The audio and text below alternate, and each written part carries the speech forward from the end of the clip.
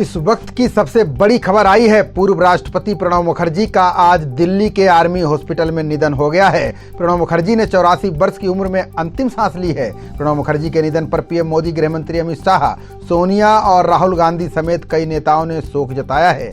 बता दें कि प्रणब मुखर्जी दिल्ली स्थित सेना के अस्पताल में भर्ती थे। अस्पताल की ओर से बताया गया था कि उनके फेफड़ों में संक्रमण की वजह से सेप्टिक शॉक की स्थिति पैदा हो गई है। प्रणब मुखर्जी की इस महीने ब्रेन सर्जरी हुई थी, जिसके बाद से वो कोमा में चले गए थे। उनके निधन से देश भर में शोक की लहर है। उनके निधन पर आज हम आपको उनकी जीवनी के साथ ही उनकी शख्सियत के बारे में बताएंगे कि आखिर राजनीति में आने के बाद मंत्री बनने से लेकर देश के सर्वोच्च पद यानी राष्ट्रपति पद पर आसीन रहे। साथ ही हम आपको उनके बारे में कुछ ऐसी बातें बताएंगे जिन्हें आपने कभी नहीं सुना होगा।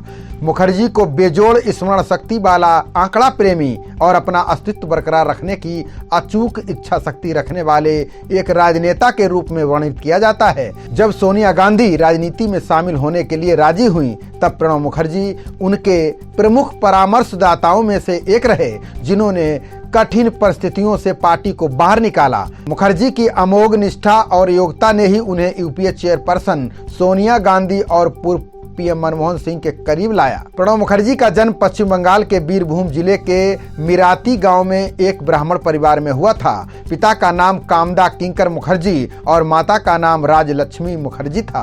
प्रणब मुखर्जी को राजनीति विरासत में मिली थी। उनके पिता 1920 से कांग्रेस पार्टी में सक्रिय थे।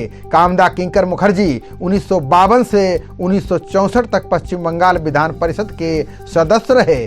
कामदा किंकर स्वतंत्रता संग्राम सेनानी थे। उन्होंने ब्रिटिश शासन की खिलाफत के परिणाम स्वरूप 10 वर्षों से अधिक जेल की सजा भी काटी थी। प्रणब मुखर्जी की प्रारंभिक पढ़ाई बीरभूम जिले में हुई। उसके बाद कलकत्ता विश्वविद्यालय से उन्होंने इतिहास और राजनीतिक विज्ञान में स्नातकोत्तर की डिग्री हासिल की। इसके साथ ही उन्होंने कानून की डिग्री भी हासिल की। प्रणब एक वकील और कॉलेज प्राध्यापक भी रह चुके हैं। उन्हें मानद डी.लिट उपाधि भी प्राप्त है। उन्होंने पहले एक कॉलेज प्राध्यापक के रूप में और बाद में एक पत्रकार के रूप में अपना कैरियर शुरू किया। प्रणब दा ने बांग्ला प्रकाशन संस्थान देशेर डाक में भी काम किया। प्रणब मुखर्जी का विवाह 22 वर्ष की आयु में 13 जुलाई 1957 को शुभ्रा मुखर्जी के साथ हुआ था। उनके 2 बेटे और 1 बेटी हैं। इनके नाम अभिजीत, इंद्रजीत और शर्मिष्ठा मुखर्जी हैं। शर्मिष्ठा इन दिनों दिल्ली कांग्रेस में काफी सक्रिय हैं। वहीं अभिजीत मुखर्जी प्रणब दा की परंपरागत लोकसभा सीट जंगीपुर से सांसद हैं। प्रणब मुखर्जी को पढ़ना, बागवानी करना और संगीत सुनने का बहुत शौक था। प्रणब मुखर्जी का संसदीय करियर करीब 5 दशक पुराना रहा। प्रणब दा ने 1969 में कांग्रेस पार्टी के राज्यसभा सदस्य के रूप में राजनीति में कदम रखा। उसके बाद पीछे मुड़कर कभी नहीं देखा। 1973 में प्रणब की प्रतिभा से प्रभावित होकर इंदिरा गांधी ने उन्हें मंत्रिमंडल में जगह दी। उनको औद्योगिक विकास विभाग का केंद्रीय उप मंत्री बनाया गया। इसके बाद प्रणब दा 1975, 1981, 1993 और 1999 में राज्यसभा से सांसद रहे। राजीव गांधी सरकार में 1984 में प्रणब मुखर्जी भारत के वित्त मंत्री बने।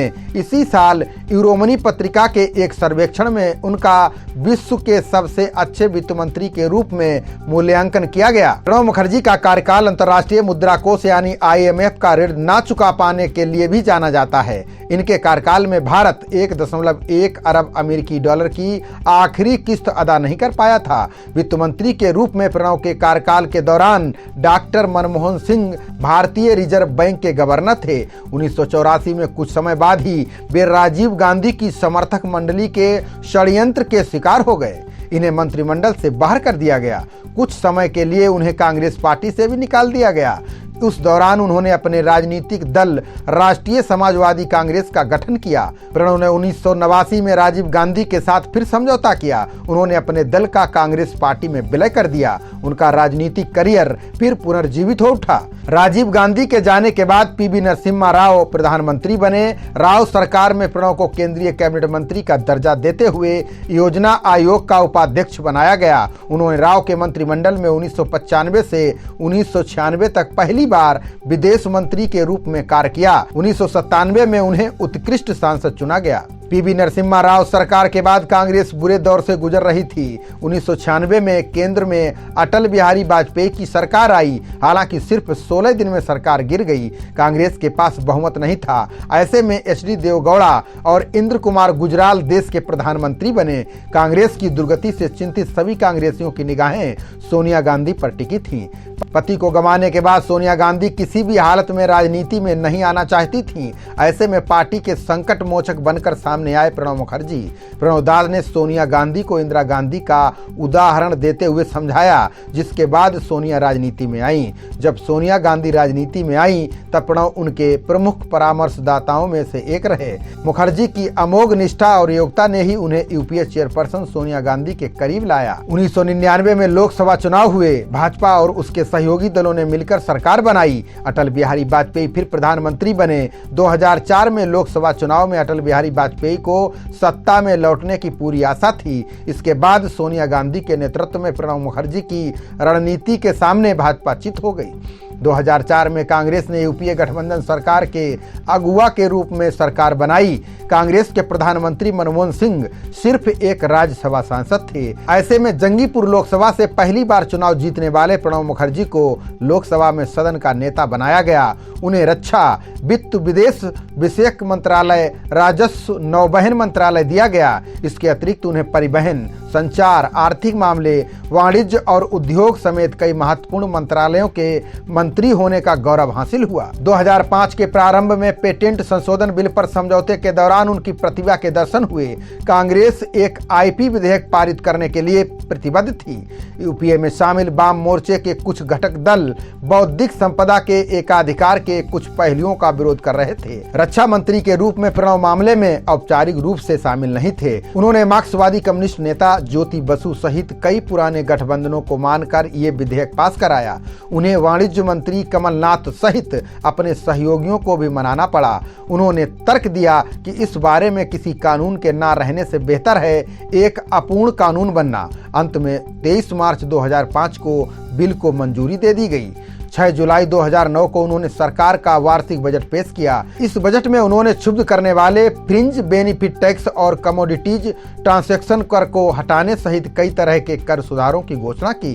उन्होंने ऐलान किया कि वित्त मंत्रालय की हालत इतनी अच्छी नहीं है कि माल और सेवा कर लागू किए बगैर काम चला सके।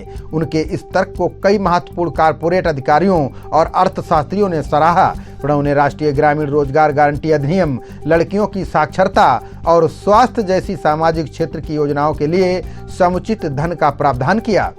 इसके अलावा उन्होंने राष्ट्रीय राजमार्ग विकास कार्यक्रम, बिजलीकरण का विस्तार जैसी बुनियादी सुविधाओं वाले कार्यक्रमों का भी विस्तार किया। प्रणब मुखर्जी ने कई अंतर्राष्ट्रीय मंचों पर भारत का प्रतिनिधित्व किया। 10 अक्टूबर 2008 को मुखर्जी और अमेरिकी विदेश सचिव कोंडोलीजा राइस ने धारा 123 समझौते पर हस्ताक्षर किए। अंतर्राष्ट्रीय मुद्रा कोष के विश्व बैंक, एशियाई विकास और बैंक अफ्रीकी विकास बैंक के प्रशासक बोर्ड के सदस्य भी बने। सन 1984 में उन्होंने IMF और विश्व बैंक से जुड़े ग्रुप 24 की बैठक की अध्यक्षता की। मई और नवंबर 1995 के बीच उन्होंने सार्क मंत्रिपरिषदीय सम्मेलन की अध्यक्षता की। मुखर्जी की खुद की छवि पाक साफ है। 1998 में rediff.com को दिए गए एक साक्षात्कार में उनसे जब विदेश मंत्री पर लगे भ्रष्टाचार के बारे में पूछा गया था, उन्होंने बड़ा बयान दिया। उन्होंने कहा कि भ्रष्टाचार एक मुद्दा है। घोषणा पत्र में हमने इससे निपटने की बात कही है। मैं ये कहते हुए क्षमा चाहता हूं कि ये घोटाले केवल कांग्रेस या कांग्रेस सरकार तक ही सीमित नहीं है। बहुत सारे घोटाले हैं। विभिन्न राजनीतिक दलों के कई नेता उनमें शामिल हैं। तो ये कहना काफी सरल है कि कांग्रेस सरकार भी इन घोटालों में शामिल थी। प्रणब मुखर्जी के राष्ट्रपति बनने के भी कई किस्से हैं। मसलन 2007 में प्रणब को राष्ट्रपति जैसा सम्मानजनक पद देने पर विचार किया गया। केंद्रीय मंत्रिमंडल में व्यवहारिक रूप से उनके अपरिहार्य योगदान को देखते हुए उनका नाम हटा लिया गया। 2008 में उन्हें भारत के दूसरे सबसे बड़े नागरिक सम्मान पद्म विभूषण से नवाजा गया। 2012 में प्रतिभा पाटिल राष्ट्रपति पद से रिटायर हो गईं। उसके बाद तत्कालीन उपराष्ट्रपति रहे हामिद अंसारी का राष्ट्रपति बनना तय हो गया था। इसी बीच गठबंधन गठबंधन दलों के कई नेताओं ने उस नाम पर अपनी असहमति दे दी, जिसके बाद प्रणब मुखर्जी का नाम आया। प्रणब मुखर्जी सर्वमान्य उम्मीदवार थे, उन्हें लगभग सभी दलों का साथ मिला। प्रणब दा PS संगमा को हराकर भारत के राष्ट्रपति बने। प्रणब मुखर्जी ने किताब भी लिखी है जिसका नाम द कोलिएशन ईयर्स है। इस किताब को उन्होंने 1996 में लिखना शुरू किया था। ये किताब 2012 में सबके सामने आई। 2014 में चुनाव में भाजपा ने प्रचंड जीत हासिल की। नरेंद्र मोदी प्रधानमंत्री बने। प्रणब दा की लोकप्रियता का अंदाजा इसी बात से लगाया जा सकता है कि PM मोदी ने प्रणब दा को अपना स्वाभाविक अभिभावक बताया। उस समय PM मोदी ने कहा था कि गुजरात के बाद जब मैं दिल्ली में आया तो मुझे राजनीतिक अभिभावक की कमी थी। ऐसे में प्रणब दा जैसे व्यक्ति जो राष्ट्रपति हैं के रूप में मुझे अभिभावक मिला। इसी का परिणाम रहा कि मोदी सरकार ने 2019 में प्रणब मुखर्जी को देश के सर्वोच्च सम्मान भारत रत्न से सम्मानित किया। खबरों का सिलसिला जारी रहेगा। देखते रहिए जनप्रवाद। नमस्कार।